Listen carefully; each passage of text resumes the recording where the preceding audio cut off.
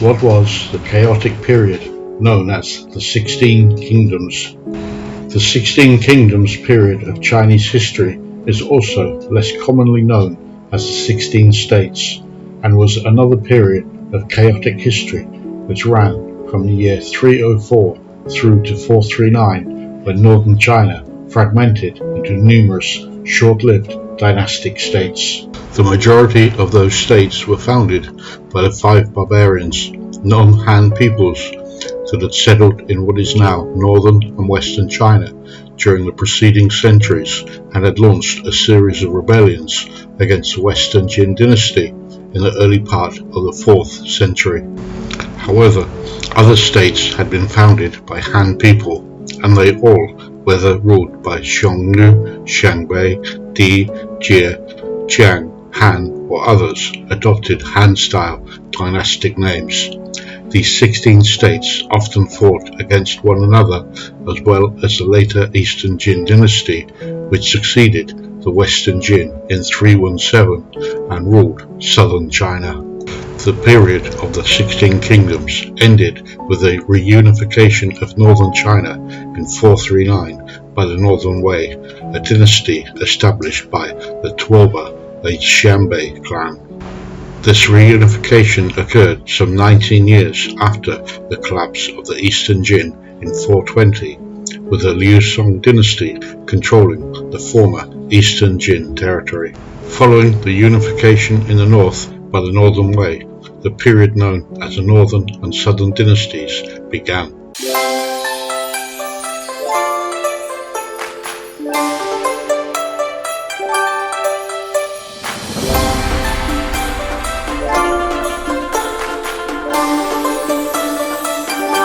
The term 16 Kingdoms was first used in the 6th century by historian Cui Hong in the Spring and Autumn Annals of the 16 Kingdoms, and was used to refer to the 5 Liangs, the 4 Yans, 3 Qins, 2 Zhaos, Chen Han, and the Xia. Cui Hong did not include several other kingdoms that appeared briefly at that time, including the Ranwei, Zairei, Qiaoqi, Duanqi, Qiaochu, Huanchu, Tuyuhan, and Western Yan. He also omitted the Northern Wei and its predecessor Dai, because the Northern Wei is considered the first of the northern dynasties in the period that followed that of the 16 Kingdoms. It was referred to as the 16 Kingdoms of the Five Barbarians by several classical Chinese scholars due to the active roles played by non-Han ethnicities during the period, while some states of Han ethnicity had close relations with ethnic minorities. Due to the fierce competition among the states and the internal political instability, the kingdoms of this era were mostly short-lived. For 7 years, the former Qin unified northern China from 376 until 383, but this period of stability ended when they suffered a crippling defeat at the hands of the Eastern Jin at the Battle of the Fay River. This defeat caused a split in the former Qin, and northern China experiencing further political fragmentation. The fall of the Western Jin dynasty and the rise of non-Han regimes to create the 16 Kingdoms have been compared to that of the fall of the Western Roman Empire when invaded by Huns and Germanic tribes in Europe during the 4th and 5th centuries. History. From the late Eastern Han dynasty until the early Western Jin dynasty, large numbers of non-Han people previously living along the northern periphery of China's borders settled in northern China. Some of these groups, such as the Xiongnu and Xianbei, had been nomadic from the northern steppes. Others, such as the Di and Qiang, were historically farmers and herders from the mountains of what is today western Sichuan and southwestern China. As migrants, they lived among the ethnic Han and assimilated to varying degrees. Many worked as farm labourers, while others attained more senior roles, such as official positions in court and the military. However, they also faced discrimination and retained their clan and tribal affiliations. Instances such as the defeat of the Xiongnu by the Han in the Han-Xiongnu War led to the southern Xiongnu being deported by the Han dynasty along with the Xiongnu into northern China. In 167 AD, Duan Zhong conducted a campaign against the Qiang, when he massacred large numbers and resettled survivors outside the northern border of China. Cao Cao, the famous leader of the Xianbei, had a policy of settling Xiongnu nomads away from the border in what is today Taiyuan in Shanxi province, where they would be less likely to rise up in rebellion. The Xiongnu abandoned their nomadic lifestyle and their elite were educated in Chinese Confucian literature culture. However, they were able to maintain their distinct identity while resenting the discrimination they received. The War of the Eight Princes during the reign of Emperor Hui severely divided and weakened the imperial authority of the ruling Qin dynasty. Hundreds of thousands were killed, with millions more uprooted due to the fighting. Popular rebellions against taxation and repression erupted throughout China. Numerous tribal groups in the north and northwest that had been drafted into the military exploited the chaotic situation to seize power. In Sichuan, Li Xiong, a chieftain of the Di minority, led a successful rebellion and founded the Chonghan Kingdom in the year 304. This led to the creation of numerous independent kingdoms as the authority of the Jin collapsed. Diplomatic status. During the 16 kingdoms, the Eastern Jin continued to insist on its status as a supreme overlord and refused to see any of the kingdoms as their equal. When the later Zhao sent a diplomatic mission to the Eastern Jin capital in an attempt to establish equal relations, the Eastern Jin burnt the gifts offered and expelled the envoy, while others within the 16 kingdoms, such as the former Yan and former Liang, tried to appease the Eastern Jin by recognizing them as a superior entity. The fall of the Western Jin to the Han Zhao. Military governors and Jin princes often recruited non-Chinese tribes into their armies in an effort to suppress rebellions and wars. In 304, Liu Yuan, a chieftain of the Xiongnu who had been fighting for the Jin on the side of Prince Sima Ying, returned to his home in what is today Shanxi, where he recognized the 5 tribes of the Xiongnu and declared independence. His regime, later named Zhao, is designated by historians as the Han Zhao. After the death of Liu Yuan in 310, his son Liu Kong killed his older brother Liu He to claim the throne. The next year, Liu Song captured the Jin capital of Luoyang and the emperor. In 316, Liu Chong's cousin Liu Yao seized Chang'an and Emperor Min, effectively ending the Western Jin dynasty. Sima Rui, a Jin prince, moved the dynasty south to form the Eastern Jin from its new capital of Jiangkang.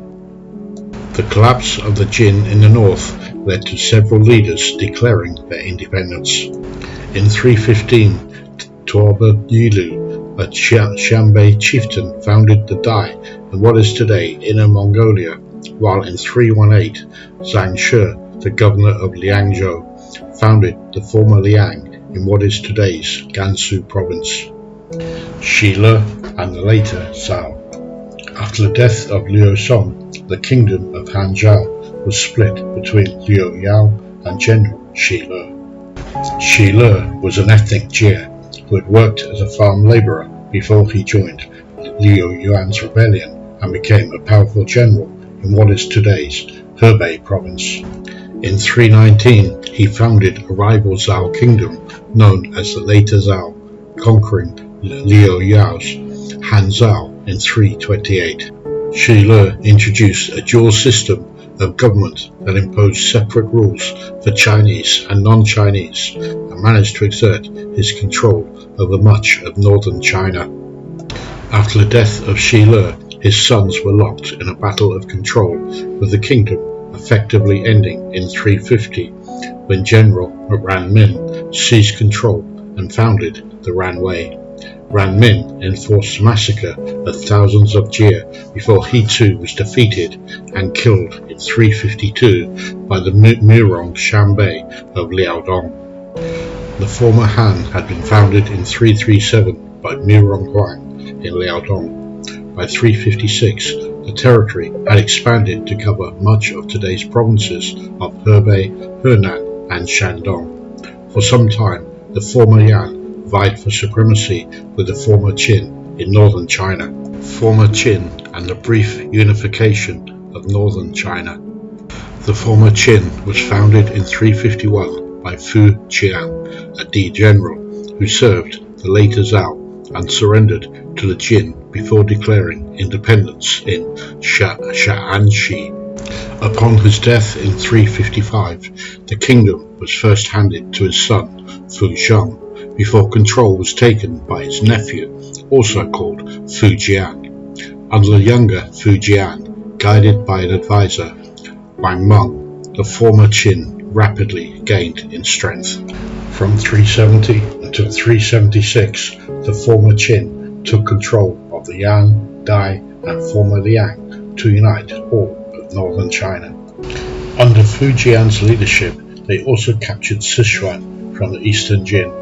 Fu Jian wanted to continue and conquer the rest of southern China, but Wang Meng opposed the move, citing the need to consolidate control of the various ethnicities of northern China. In 383, after the death of Wang Meng, Fu Jian launched a massive invasion of southern China, but his forces were routed in a devastating defeat at the Battle of Fay River, a battle where the much smaller army of the Eastern Jin defeated that of the former Qin.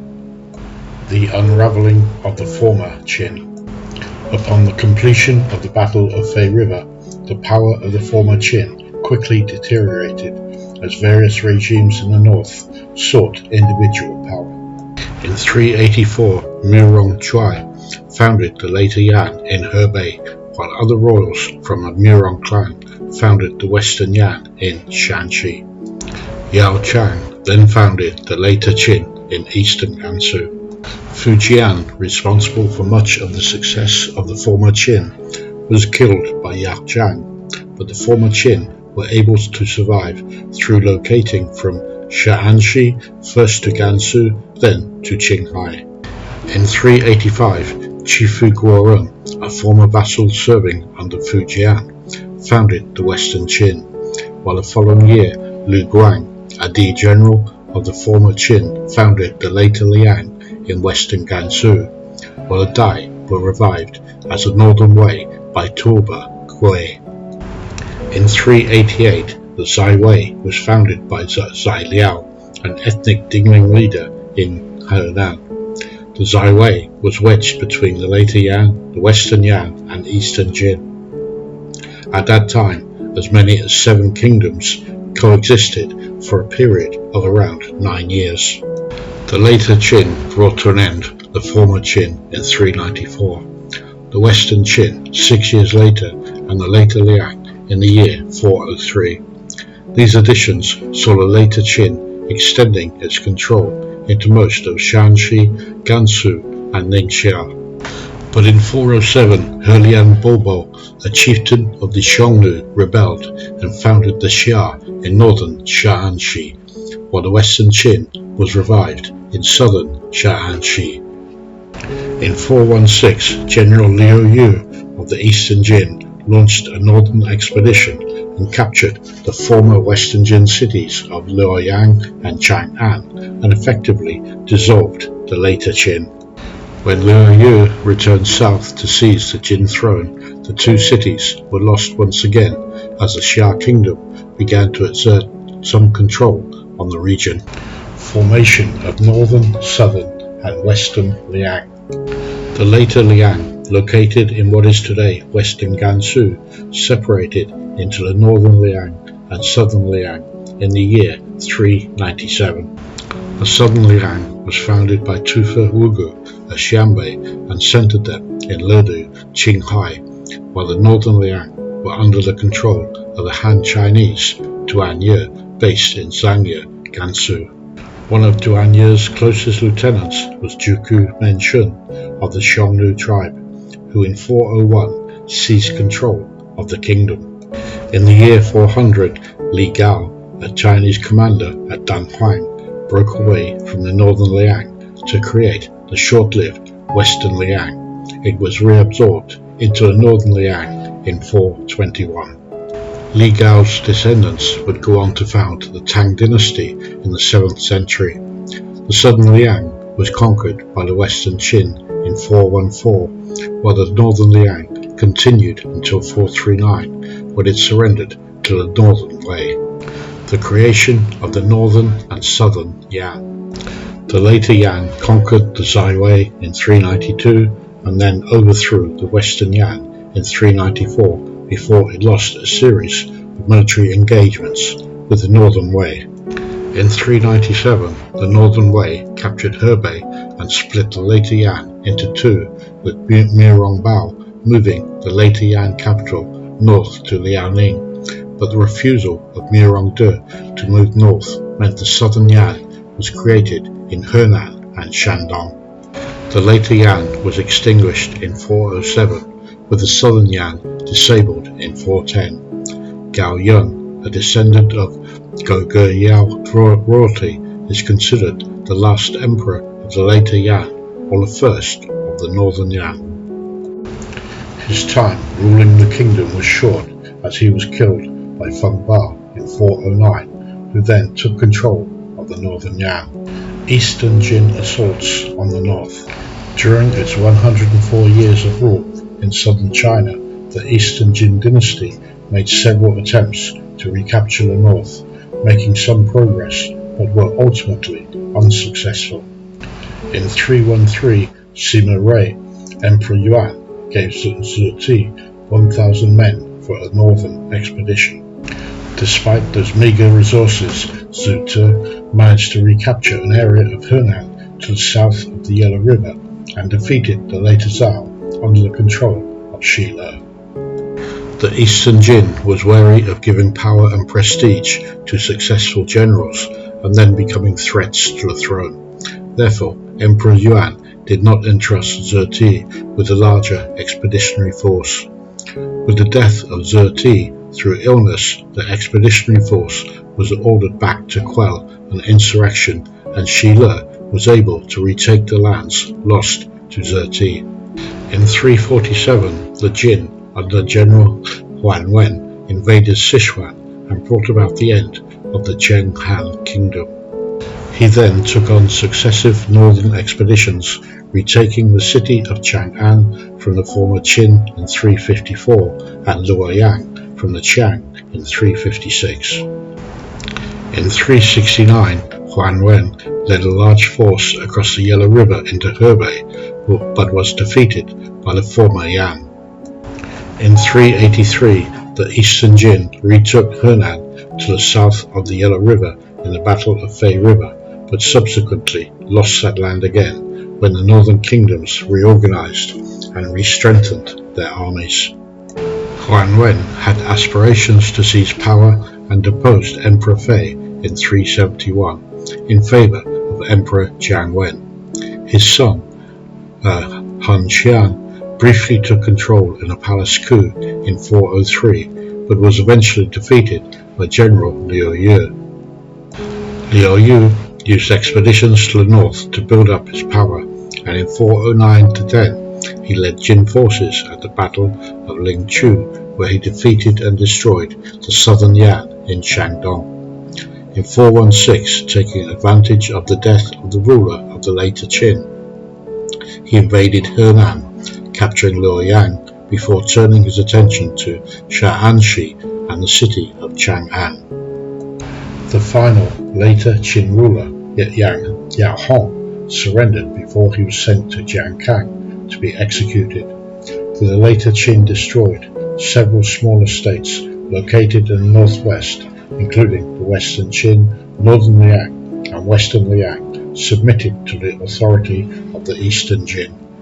When Liu Yu returned to Jiangkang in an attempt to take over the Jin throne, Chang'an was retaken by the Xiao.